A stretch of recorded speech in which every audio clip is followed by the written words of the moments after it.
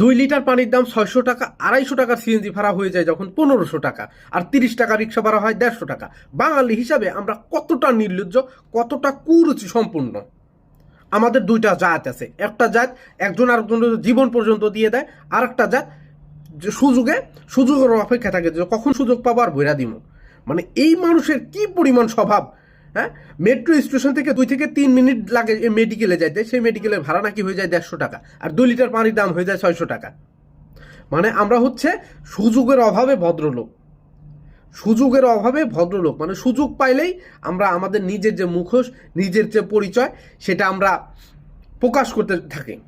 একজন ব্যক্তি অনেক সময় ধরে একটা বাচ্চা নিয়ে ঘুরতেছে যে মেডিকেলে নিবে বলে, একটা রিক্সাওয়ালা এগিয়ে আসেনি, তারে নিতে যায়নি, এমনকি একটা প্রাইভেট কার পর্যন্ত দাঁড়ায়নি যে বাচ্চাটারে নিয়ে যাবে।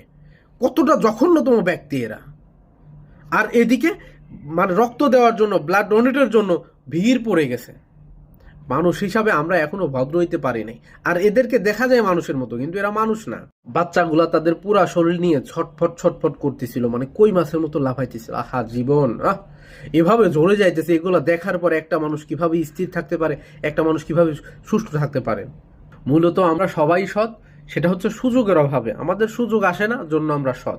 সুযোগ যদি পাইতাম তাইলে বুকা চাঁদার মতো আমরা খাইয়ে নিতাম।